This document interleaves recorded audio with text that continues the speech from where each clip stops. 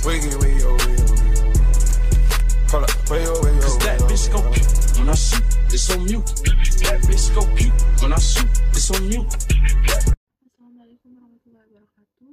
Perkenalkan, nama saya Miranda dari Prodi PGSD Pendidikan Guru Sekolah Dasar dari kelas 5F dengan MPM 242201193. Baiklah, di sini saya mengerjakan tugas dari mata kuliah Pendidikan kelas serangkat yang diampu oleh dosen yaitu Bapak Tio Gusti Satrian, Magister Pendidikan.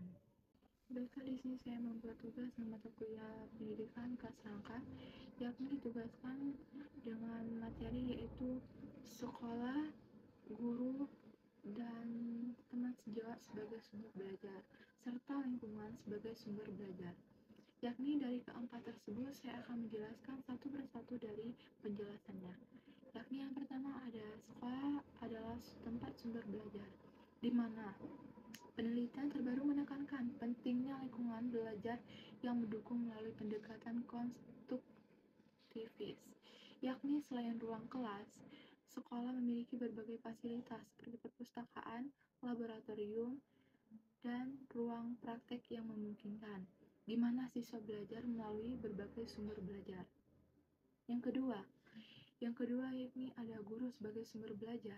Interaksi guru dan siswa menjadi fokus utama dalam penelitian pendidikan, di mana guru memainkan peran utama sebagai fasilitator pembelajaran.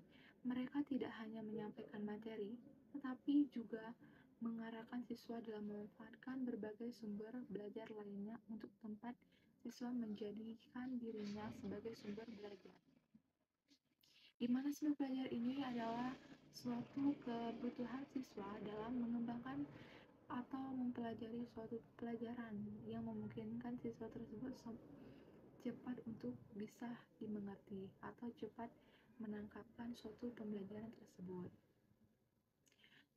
Yang dimaksud dengan guru adalah sumber belajar, di mana guru di sini memberikan atau memfasilitasikan suatu ilmu atau pengajaran pengetahuan yang diberikan kepada siswa.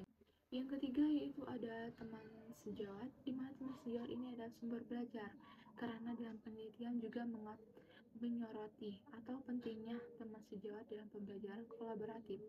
Apa sih yang dimaksud dengan kolaboratif? Ya, baiklah, di sini saya akan menjelaskan maksud dengan kolaboratif, yakni antara teman sejawat atau sesama guru memungkinkan pengembangan metode pengajaran yang lebih kreatif dan efektif, saling berbagi pengalaman, dan pendekatan baru dalam mengajar dapat meningkatkan kualitas pengajaran yang lebih baik.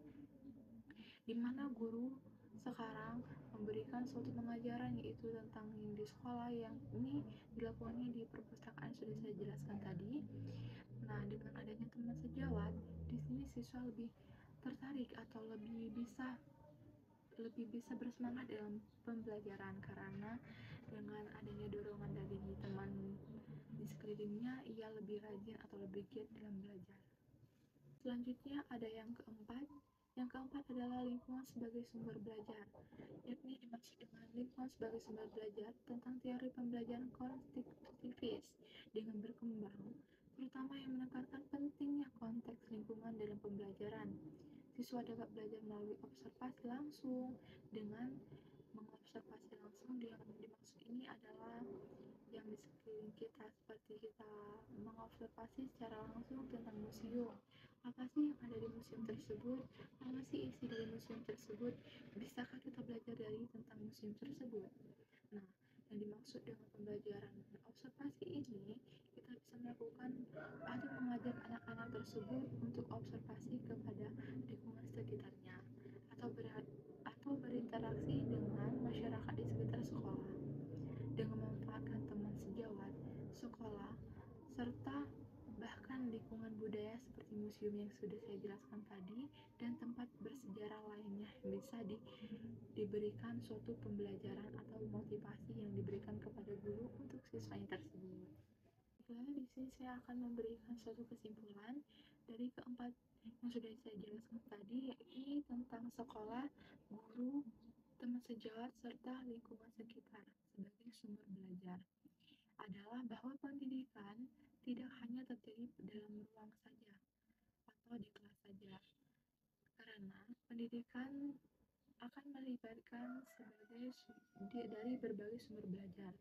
Dari guru kita bisa mendapatkan sumber belajar, dari sekolah kita dapat sumber belajar, dari teman sejawat kita mendapatkan sumber belajar, serta dari lingkungan sekitar kita. Sekian kesimpulan dari saya.